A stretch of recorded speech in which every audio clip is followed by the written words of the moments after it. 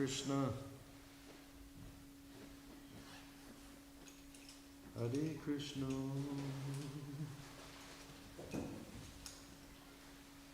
Krishna Krishna.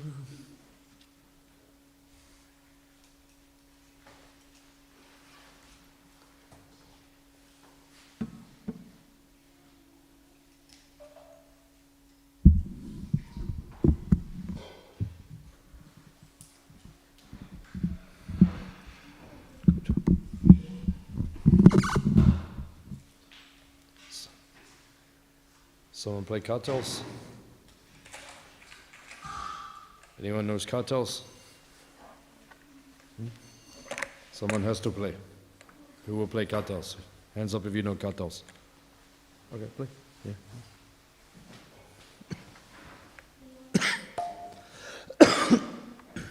You play.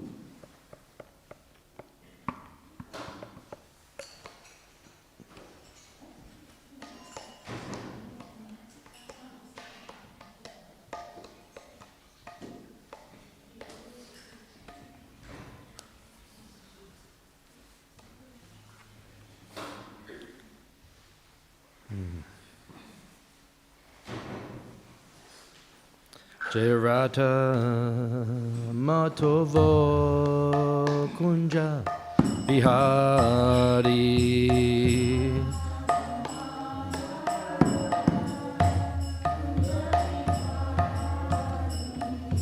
Rata Matovo Kunja Bihari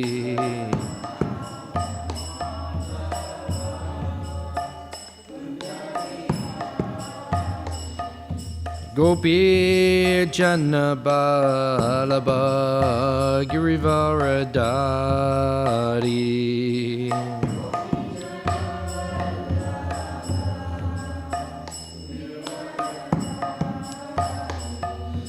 Gopi Janabalaba Girivaradari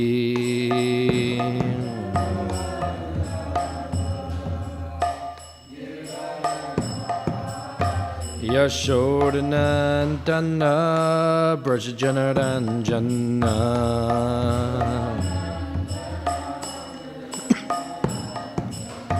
Yashodanandana Brajajanaranjana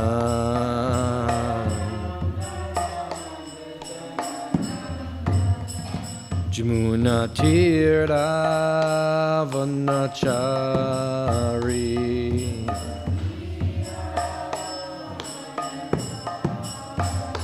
Jamuna Tira Banachari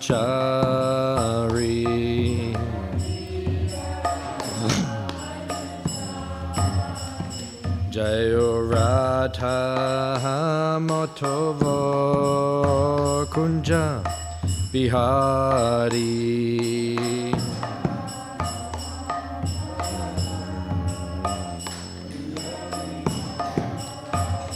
Jayo Radha Madhava Kunja Bihari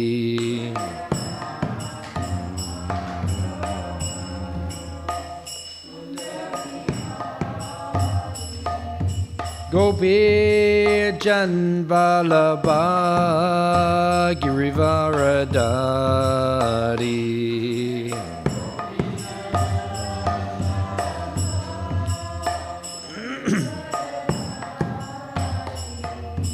Gopi Janabalaba Girivaradari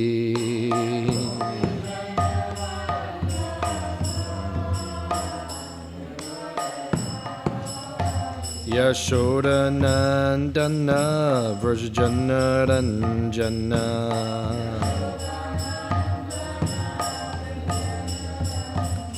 Yashodanandana Brajajanaranjana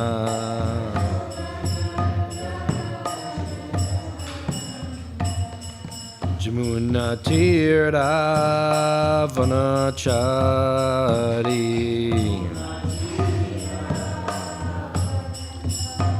Jamuna Tira Vanachari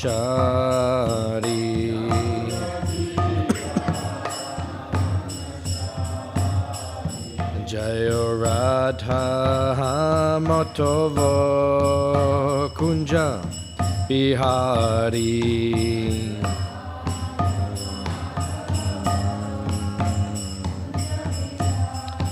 Hey Radha Matava Kunja Bihari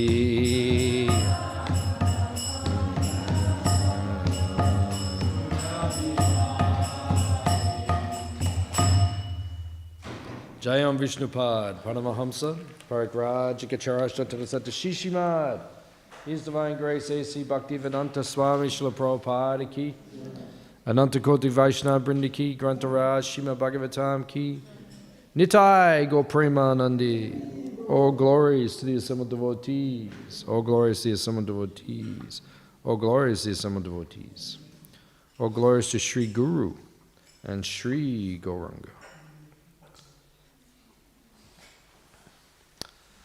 You guys have to offer your obeisances properly. You know when we do Prema Dwani, you have to actually bow down. Prabhupada wanted everyone to do that. Even you guys. Okay? Okay. Not just writing, bow down. Okay? Okay. TK. Jai. Narayanam namaskritya naram cheva narottamam devim saraswatim vyasam tato jayamudirayat. Om Namo Bhagavate Vasudevaya.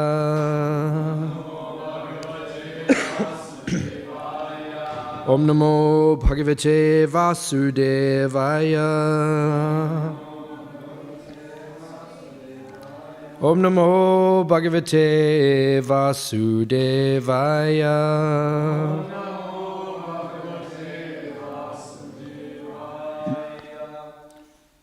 Reading from Śrīmad Bhāgavatam, Canto 6, Chapter 14, chapter entitled King Chitra Ketu's Lamentation, text number 44 onwards. Kritadyutir Rajananti Sapatni Namakam Mahat Supta Eveti Sanchitya Niriksha Vacharad Grihe Kritadyutir Rajananti Supatni Namakam Mahat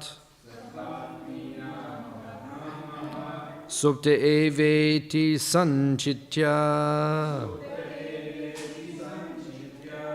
Niriksha Vyacharad Grihe Kritadyutir Rajananti Supatni Namakam Mahat Supta Eveti Sanchintya Niriksha Vyacharad Grihe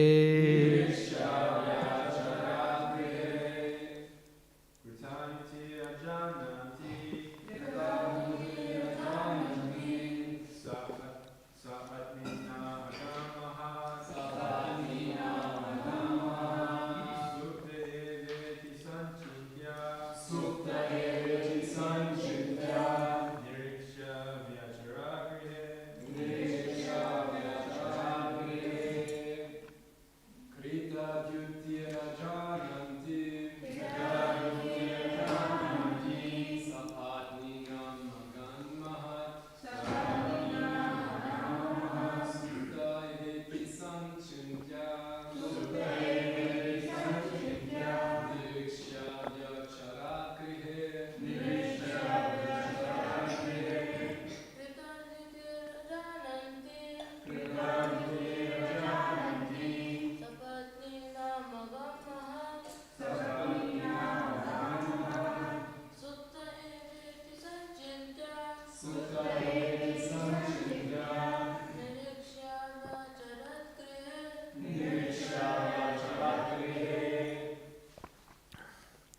Mataji's.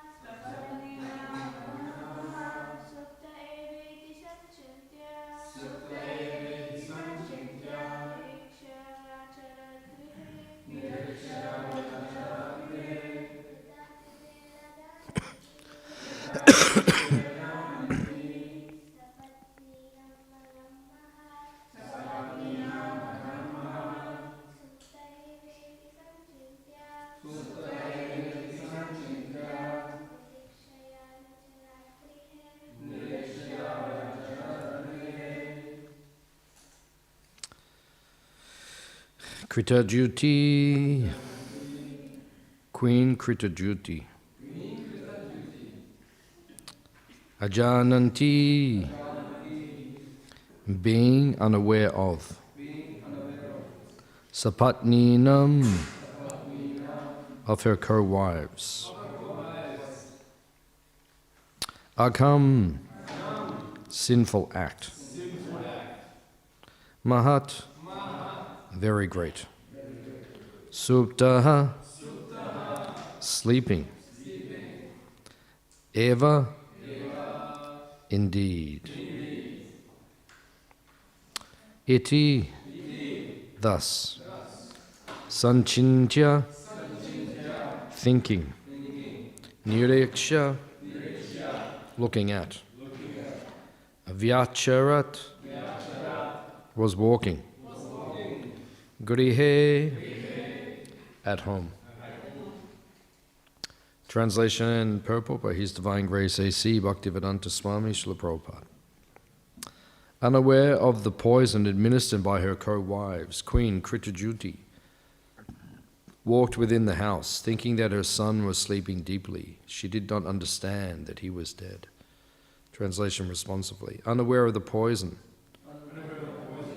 administered by her co-wives, Queen Kritajuti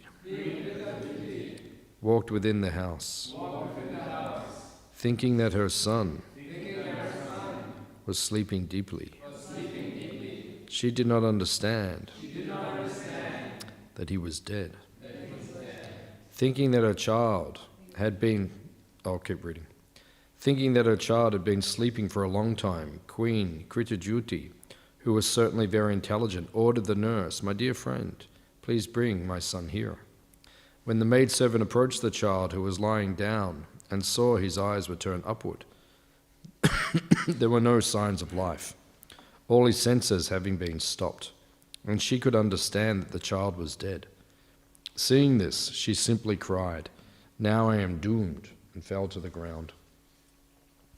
In great agitation, the maidservant struck her breast with both hands and cried loudly, in regretful words. Hearing her loud voice, the queen immediately came, and when she approached her son, she saw that he was suddenly dead.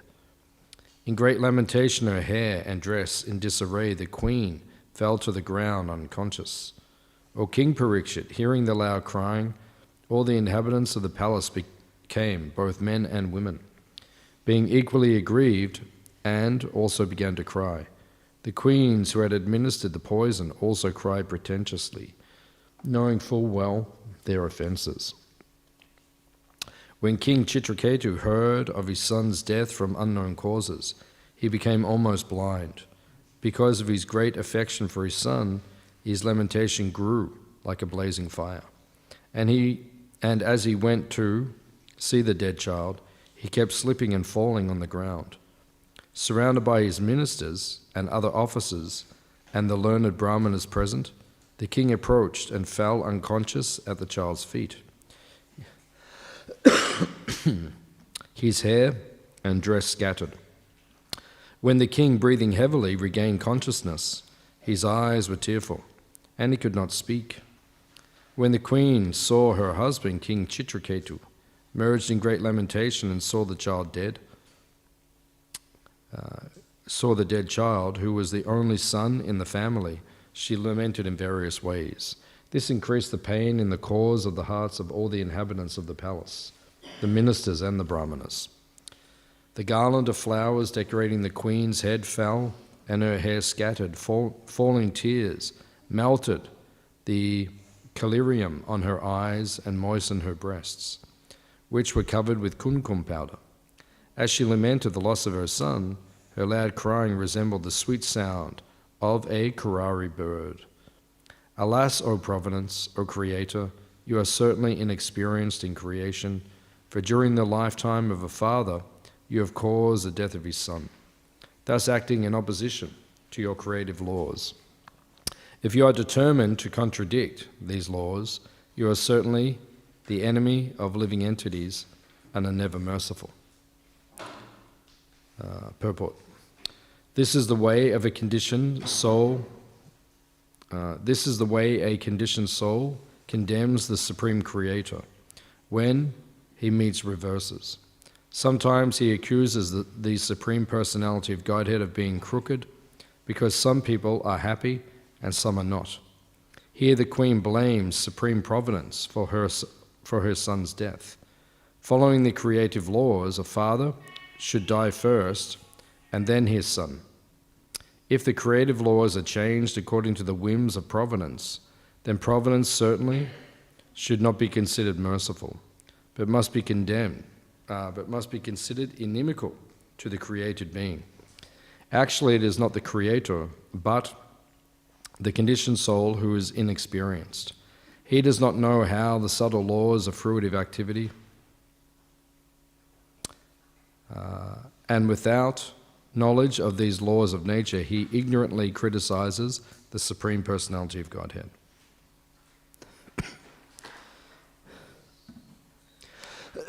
Om Gyan Timarandasya Gyananjana Shalakaya Chakshurn Militam Jena Tasmai Shri Gurave Namaha Shri Chaitanya Manobishtam Stapitam Yena Bhutale Swayam Rupa Kadamayam Dadati Swa Padantikam Vancha Kalpatarubhyascha Kripa Sindubhya Evacha Patitanam Pavanebhyo Vaishnavebhyo Namo Namaha Jaya Shri Krishna Chaitanya Prabhu Nityananda Shri Advaita Gadadha Shivasadi Gaura Bhakta Vrinda Hare Krishna Krishna Krishna Hare Hare Hare Rama Rama Rama Hare Hare.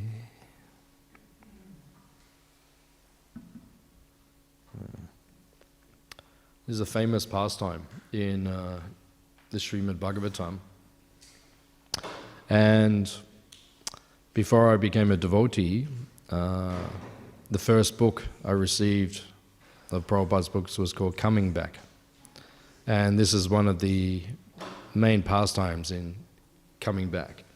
The pastime of Jad Bharata, and then the pastime of Chitra Ketu, and there's one other pastime that's in there as well. What's the other pastime?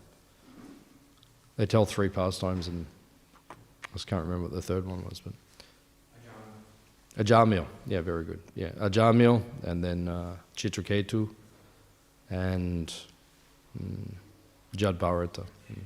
They're very powerful pastimes. And actually, Jiva Goswami says in the Kali Yuga, the Puranas are more important than the Vedas themselves in Kali Yuga. We're in Kali Yuga now.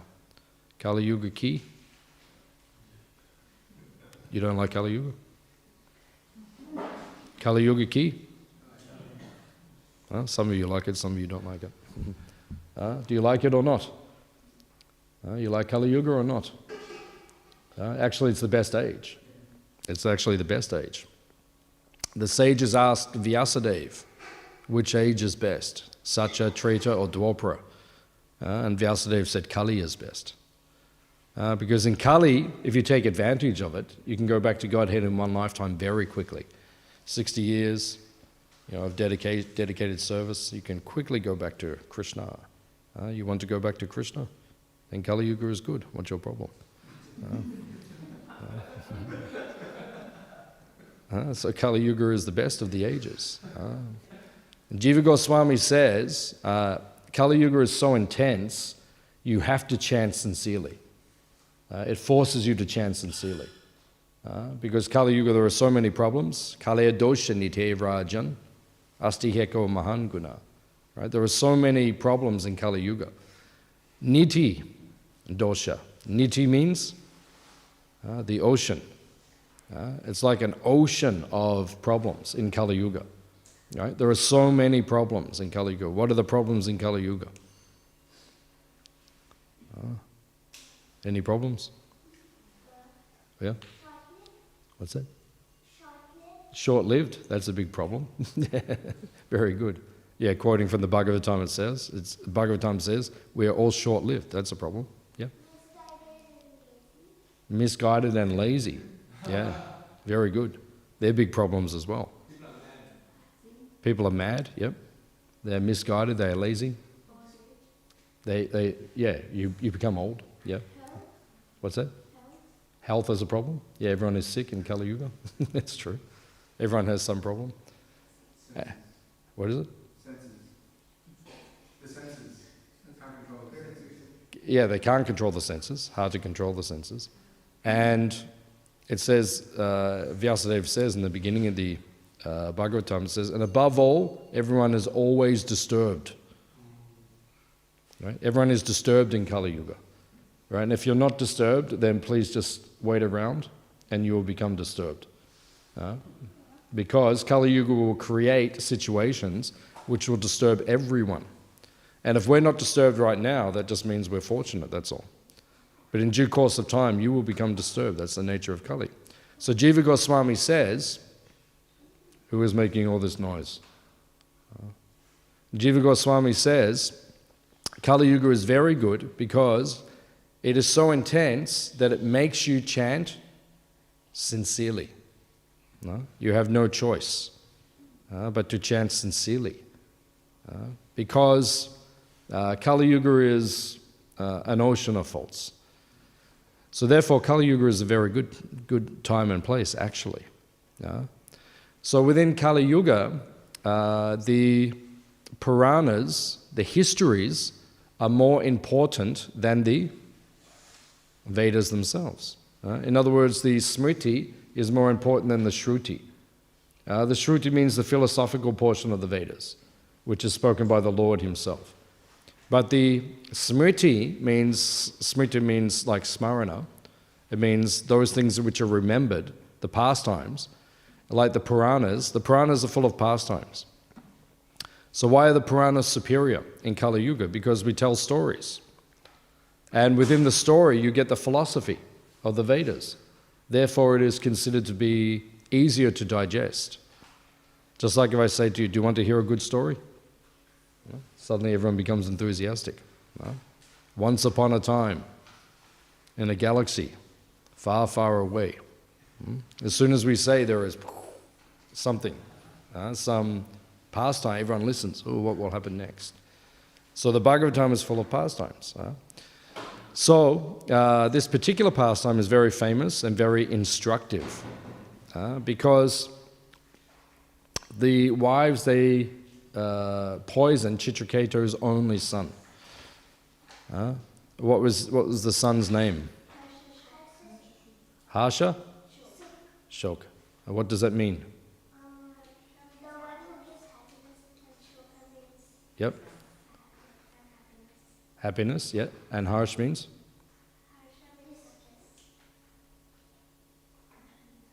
Can everyone agree what it means? Lamentation. Yeah, lamentation. Like that. Harsha shoka. Yeah? So that the child will give you happiness, but he will give you distress. Hands up. Have you ever had kids? Anyone had kids? Put your hands up. Yeah, some of our kids. Huh? Have you experienced both?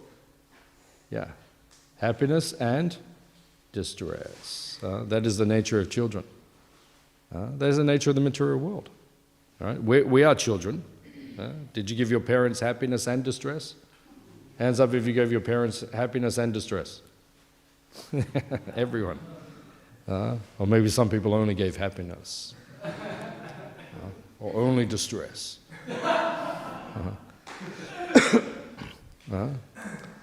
But that is the nature of the material world. Matra spashas tukunteya shitoshna sukha dukkha. Everything changes in the material world. Right? If you're happy, you know you will be sad. If your kids are well behaved, you know they're going to be naughty soon. And if your kids are naughty, you know they'll be well behaved soon. Right? That's the nature of the material world. Everything fluctuates. Nothing is permanent in this material world. That is the one thing that is consistent. The one thing consistent about the material world is nothing is permanent. Everything changes. So if you know your life is going well at the moment, then enjoy that, because soon it will not. Right? And if your life is going through difficulty, right, it's okay, because soon that will change as well. That is the nature of the material energy. It will always change. It fluctuates all the time. Right? So in Kali Yuga, these pastimes are very good, because we heard that Maharaj Chitra Ketu, he had a child, but the Bhagavatam is telling us it's not just his child, every child will give you these problems. The nature of the material energy is that everyone wants to have children. Right? Everyone does the same thing, lifetime after lifetime. You get born, you have kids, right? We go through the 6 stages of life. We are born, we grow, we stay for some time, you have some byproducts, you dwindle, and then you die. 6 stages, right? And how many times have we done this? Hundreds of millions of times. But we think, no, this time it will work. This girl is perfect for me. This is called Maya. This man is perfect for me, and we will have the best kids. It never works. That is the nature of the material energy. So the Bhagavatam is teaching us this. Why? Because we don't belong here in this material world. Srila Prabhupada says, originally we were all Krishna conscious. Jivera Srupa Hoy, Krishnera, Nichadas. Krishnera Tatashta Shakti, Beda, Beda, Prakash. Right? All of us are eternally Krishna's servants. But then we forgot that. And then we came to this material world. And the Bhagavatam teaches us, when you come to the material world, you will suffer. That's the nature of Maya. We all think, oh no, we can make it work. But it is not working. So the Bhagavatam is teaching us this. Therefore, the Bhagavatam says in the very beginning, you have to learn to distinguish between reality and illusion. That which is sat, that which is asat. What does sat mean? Eternal. It is real. What does asat mean? Temporary. It is not real. So you have to learn to discriminate. What is real, what is not real. What is real? What is that? Yeah, but what is real in this world, right? Devotional service. Devotional service is real, right? But material activities are not real. They are illusion. So therefore the Bhagavatam is telling us we have to learn to discriminate. Focus on those things which are real. Did anyone come to Julan Yatra last night? Very good. Right? How many people were here? Too many. What did Prabhupada say the first time he walked in this temple room? He said, it is too small. Prabhupada walked in just there, and he looked around, and he said, it is too small. First time he came in. Why? And no one could understand. Prabhupada, what do you mean? Now look, it is too small. The line was going to the car park, the kitchen down the back, just to get in. You had to wait like 1 hour maybe just to come and swing the deities. And then as soon as you get here, everyone tells you, just swing once. In the spiritual world, you can swing as much as you like. But the material world is limited. So therefore we have to do it like this. But this Julan Yatra festival, this Baladev Purnim festival, this Janmashtami festival, Radhashtami, Vyasa Puja of Srila Prabhupada, these are real. These activities are eternal. But the activities in the material world are not real. So Bhagavatam is teaching us, distinguish between reality and illusion. Put your energy into activities which are real. Stop spending your time sleeping in the lap of the witch called Maya. Stop wasting your time on material activities. They cannot save you from birth and death. So Chitra Ketu, he is learning. And he's teaching us. You had a kid, you thought it was going to make you happy, and then the child disappeared. And then we see as the chapter goes on, what does Narada do? Well, Narada Muni comes, and what does he do?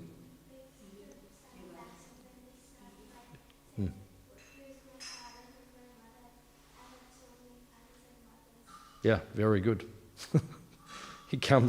Narada comes, and he touches the child, and then the child, the soul, the Atma, the Jiva, enters back into the body comes to life, and he sits up, and he's quite effulgent. And then he looks around, and he says, which mother and father are you? I have had so many mothers and fathers.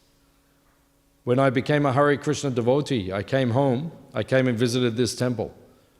And then I went to my house, and then I said to my mother, I am becoming a Hare Krishna. And she said, you cannot do this, what are you doing? Why are you going off, why are you doing this? You have so many things you have to experience in your life. And then she said to me, why don't you listen to your mother? And I said, I've had so many mothers. She didn't like that very much. I said to her, I've had so many mothers. She wasn't very happy. She said, how can you say this? I am your mother. Why don't you listen to me? But this is what transcendental knowledge does to you. Divya Gyan, Hriday Prakashito. Transcendental knowledge ruins your life. It enters your heart, and Hridaya Prakashito, Prakash, means everything becomes illuminated. And then you can see reality. You begin to see reality, right? And then we say to the family members, this is all temporary. Why don't you come with me and we can all serve Krishna together? So that is the nature of devotional service. It is real, but everything else is false in this material world. So Chitra Ketu, he learns these things. So the Bhagavatam is teaching us this. This material world is temporary. Now, what else do we learn from this pastime? Another thing we learn from this pastime is that this material world is full of envy. Matsara. Bhagavatam says in the very beginning, the Bhagavatam is for those who are near Matsara. Near Matsara means free of envy. Because everyone in the spiritual world, what is the one quality everyone has in common? What is that? They don't have envy. If you're in the material world right now, hands up if you're in the material world. Oh my God. Okay, so everyone who's in the material, why are we in the material world? Because we still have envy in our heart. What does envy mean?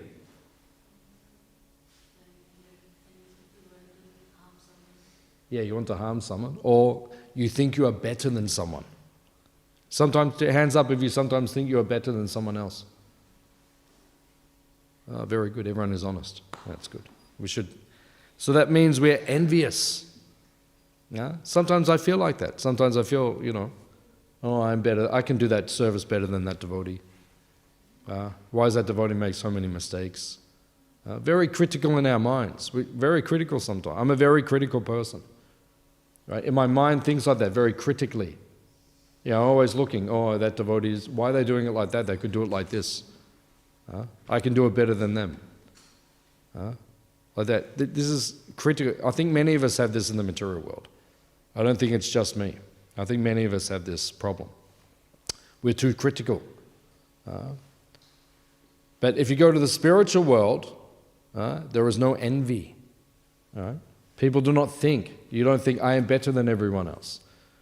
Gopi batu pada kamalayo dasa dasa anudasa. You think, I am just the servant of the servant of the servant of the servant. So when you are free from envy, you can go back to Krishna.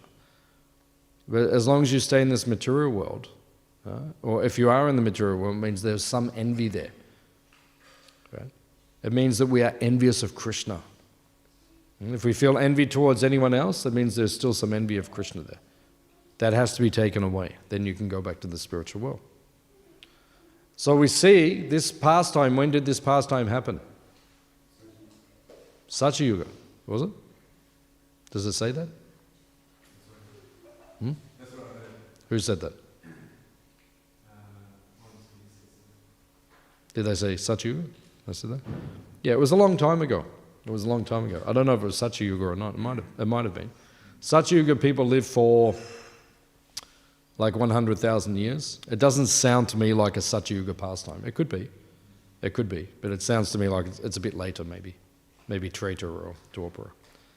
So this pastime happened a long time ago. But what does it prove to us? Envy is always there in the material world. Right? Just like the Daksha Jagya. You know the Daksha Jagya? Which canto is that? Which canto is the Daksha Jagya? Yeah, fourth canto. Yeah, beginning of the fourth canto. Right? Yeah, beginning of the fourth canto. First 7 chapters or so. That's the Daksha Jagya. Right? So same thing happened. Daksha was envious of Lord Shiva. That's the very beginning of the universe. Right? It's always been there. It's a problem in this material world. Right? What is our problem? We are envious of others. When you're envious of others, all the other problems come. So Bhagavatam says you have to get rid of envy. So sometimes devotees ask this question, Hare Krishna, how do we get rid of envy? You want the answer? Okay, come back next week. Okay. Any questions or comments? No, I was joking. Okay. How do we get rid of envy? All right? 2 ways which are very effective. One is that you serve others. You serve others. Bhaktisiddhanta Saraswati Thakur said, we should every day do 5 menial services to the other devotees.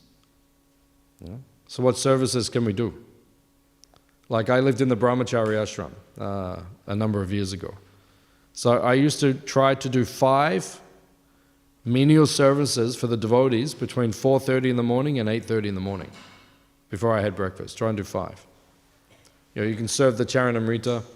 When the devotees are offering obeisances, you can get the mats for the devotees. You can bring a glass of water for the Bhagavatam speaker. Maybe a couple of others. Maybe pick up the flowers when devotees are offering the flowers for the deity, for Prabhupada. And when the arti is there, you can take around the lamp. So there's 5 services right there. So if you get in the mood of service, then you can give up your envy. Devotees should be competitive to serve each other. We should make a competition. I can serve you more than you can serve me. I will serve you more. And if everyone is in that mood, then envy will disappear. But if we want to sit there and we want to take the service all the time, just like sometimes devotees go up in the prasadam hall and everyone just sits down and they think that everything just will magically be served. No, that's not the consciousness. The consciousness is we should be thinking, I will serve, I will serve. Right? That is spiritual consciousness, Krishna consciousness. The other way to overcome envy, you compare yourself to very advanced devotees. So like when you read the Prabhupada Leelamrita or the Bhagavatam, you hear about very advanced devotees. And by hearing about them and seeing their example, then you also begin to give up your envy. Because you realize, I am not so powerful.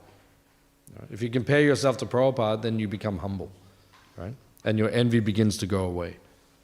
Because you realize, I'm not such a prominent devotee. I didn't do so much. Whatever service you did, it's not so much compared to Prabhupada or to these powerful devotees. So these are ways to give up envy. So these are things that we are learning from this chapter. Right? What have we learned from this chapter? different things we are learning. One is that you will always have shuka and dukkha. Harsha, shoka. You'll always have problems in this world. Right? Next thing, you have to give up envy in this material world. Right? Everyone is always envious in this material world. That is the nature. And then it's very nice that Narada, he brought the child back to life. And then the child was speaking very powerful spiritual knowledge. It's very powerful when a child says spiritual knowledge. Just like all you kids. You know, sometimes when I'm giving class and then I ask a question and you speak it, it's very powerful. Everyone listens. Oh, children know so much. Like Krishna. When Krishna was only like 5 years old or 7 years old, he derailed the entire Govardhan Puja. They were supposed to be doing Indra Puja. And then Krishna came along. He was just like, hands up if you are 7. Anyone here 7? Yeah, 7 years old. So imagine like imagine like this 7-year-old boy comes along and he says, we're not doing Indra Puja. Today we will do Govardhan Puja. Right? And then he begins to speak Shastra. And begins to speak so many, give arguments. Oh no, this is Karma Mimamsha. We should not do like this. And speaking very early. And everyone's like, whoa, who's this guy? Krishna was so influential that he changed the entire Jagya. Right? The whole village, right? They stopped their tradition and they began to follow Krishna's example, Krishna's teachings. That's how prominent Krishna was. That's how powerful Krishna was. He's so extraordinary person. Right? And then, the next day, then he's lifting the mountain. You know anyone who can lift a mountain? You know anyone who can lift a cricket bat?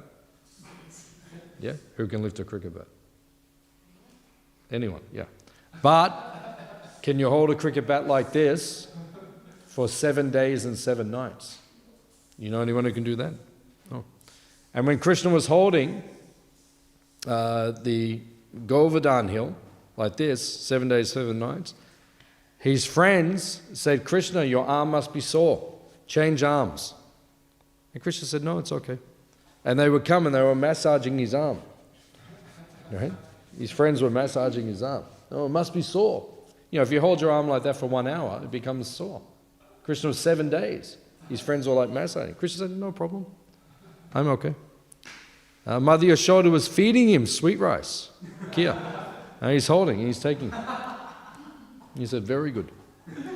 She was even putting in his mouth, right, while he was eating like that. So many pastimes. Shri Krishna Chandra Bhagwan ki.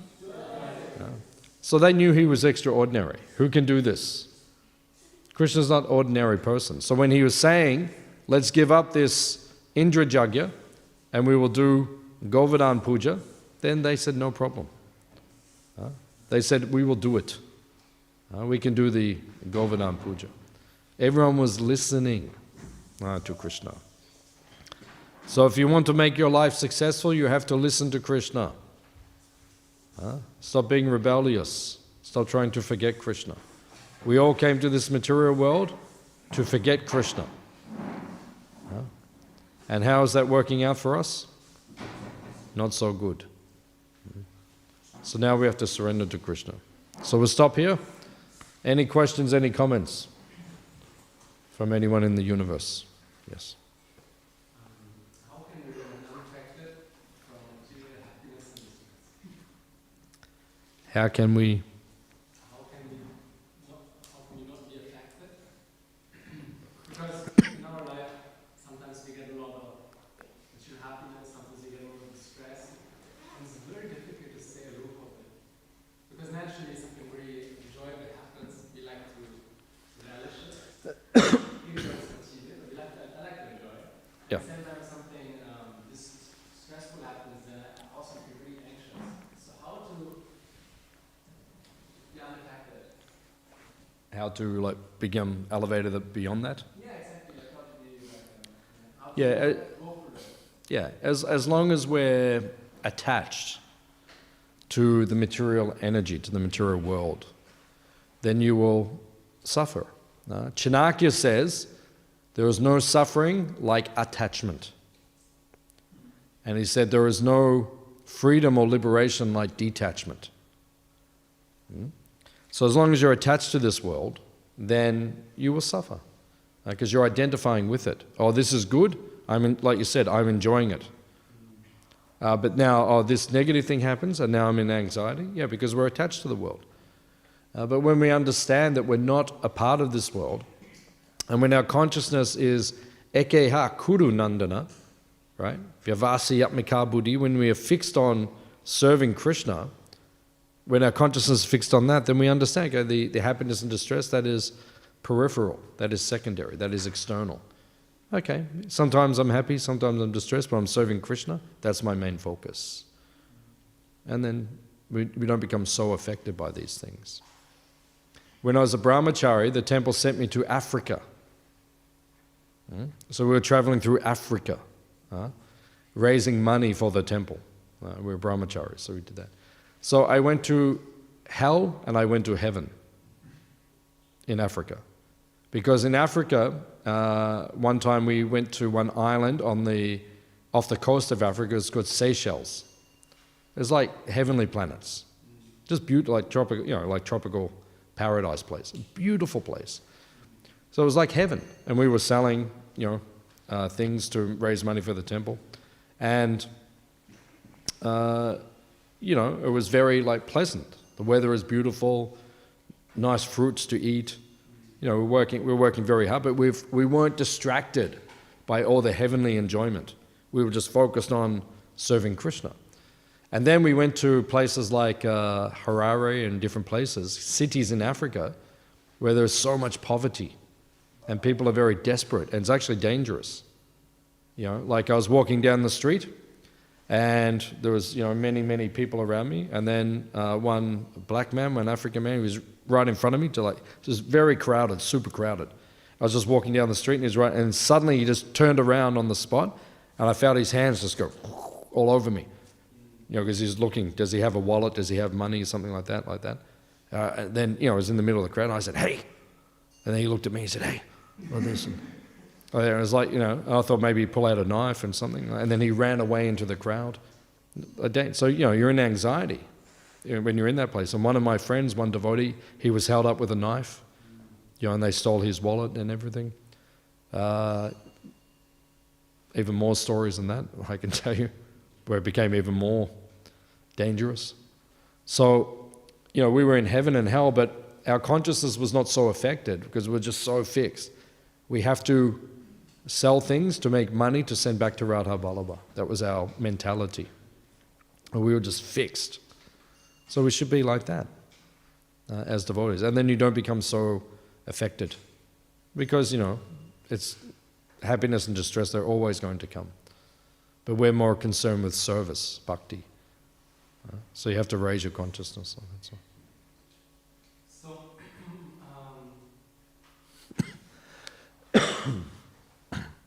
Since I moved out of the ashram, I'm able to go with me. Now you're behind, basically. Now I'm Yeah. So, 1 or 2 days a week, you should have some fun. What's that? It's only 1 or 2 days a week, you should have some fun. Yeah. Go to the beach. Yeah. Relax. Yeah, sure. Is that okay? Yeah, of course. Of course. When you're in the ashram, then you're very, very focused. But then when you're outside the ashram, then the reason you're outside the ashram is because you need a little bit more freedom and space. So we need to relax. We need recreational time, like that. So yeah, whatever you do, whatever your recreation is, go to the beach, or I play tennis. Once a week I go and play tennis with my friend.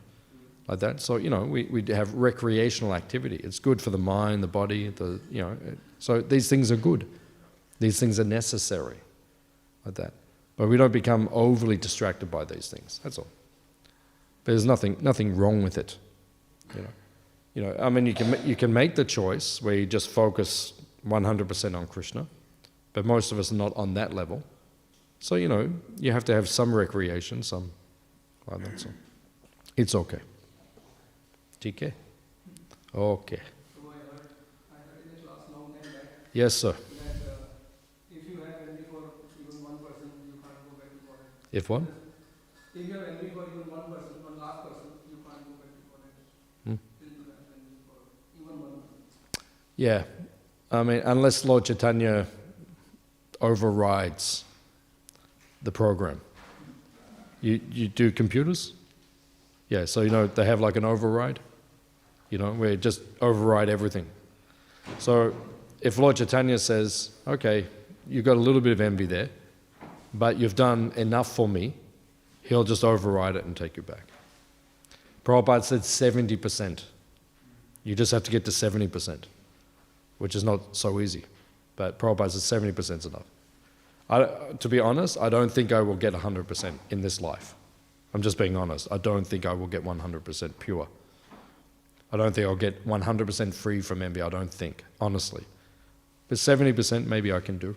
So if I can get to 70, then Prabhupada and Krishna Lord Chaitanya will look after us. But do your best. Because if you say, I'm just aiming for 70%, then maybe you get 65. Like in your exams. You say, I want 70%, maybe you only get 65. Prabhupada said, shoot for the right wino, which means aim for 100%. And then if you only get 70, then no problem. Okay? Okay. Yep.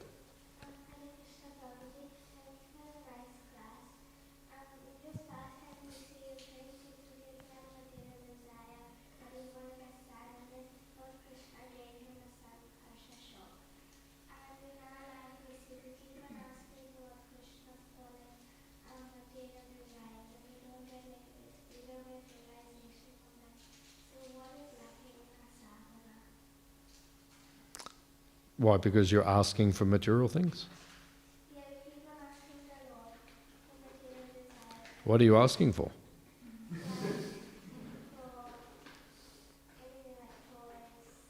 anything like toys. Oh, toys? So in the morning when you have darshan, and when you're looking at Radha, you say, can I please have some toys? Is that what you say? Sometimes. Okay. How old are you? 11, yeah, that's okay. You're just a kid. That's okay. You're a kid. But when you're 18, don't ask for toys. You have to give up your material things as time goes by. You're just a kid, so you don't have to be too, harsh on yourself. You don't have to be too strict on yourself. You're just a kid, have fun. Does Krishna have fun? Yeah, so you're a kid, he likes to see you have fun. Did you like last night, the Julan Yatra? Yeah, it was good fun, right? So then we should have fun. We should come to the temple and we should swing the deities and we have fun. And then, while you're swinging the deity, you say to Radharani, I would like a new bike.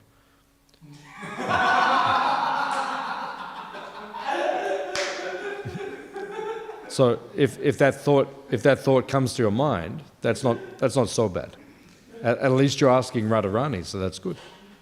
You could be asking someone else. That's not good, but you're asking Radharani.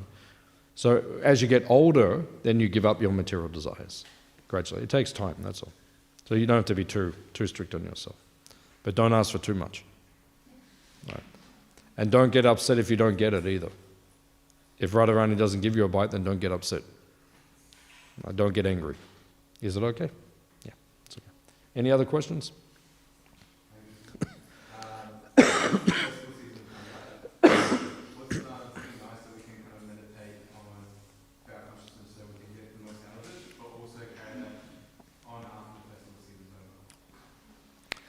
Yeah, there's one mantra whenever we do jagyas. We offer the jagya and we offer the oblation. We say swaha. And then after we say swaha, we say idam Krishna, idam na mama. This is all for Krishna, nothing is for me. So, as we're just discussing, that's hard to do. Every day of the year, that's hard to do. Nothing for me, everything for Krishna. But at least on Janmashtami, and Radhashtami, and Baladev Purnima, and during the swing fair, at least on the holy days, that should be our consciousness. Idam Krishnaya, idam namama. Everything is for Krishna, nothing is for me. So at least do that. And then you'll see, if you do that, the weeks that follow, you'll be so blissful. And then it will carry on. You'll get momentum. Haridas Thakur says, if you're feeling unenthusiastic in devotional service, hands up if you sometimes you feel unenthusiastic. Right? Yeah, we all do, right? Sometimes your enthusiasm goes down. So Haridas Thakur says, if your enthusiasm goes down, then observe the festival days very nicely, and then your enthusiasm will come back. And it happened to me many times. Sometimes, I felt like it was a bit difficult, a bit struggle, but then I did Janmashtami, I tried to as much as I could, I served Krishna, and then after I felt completely blissful again. One time I was in Perth, and it was just after Janmashtami, and I was feeling so blissful. And then I was distributing books, and one man was walking down the street, and I was looking at him. He's like 50 feet away, but he's coming closer and closer. And then when he got to me, he said, I've never seen anyone so happy. Because I was just after Janmashtami, I was just feeling so blissful. And he said, what have you got? And I said, I've got this nice book. And he just brought the book because he thought, So if you're feeling blissful, then it becomes contagious. So observe the festival very nicely. Give 100% to Krishna, just for one day. Right? And then you'll see, it'll have big effect. Otherwise, we'll give your money back. Okay? TK, Acha. Any other question? Okay. Srila Prabhupada ki? Go.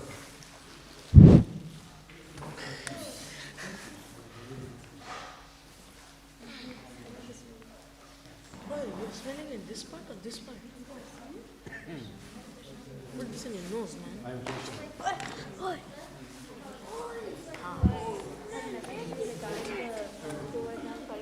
Yeah. What is your question?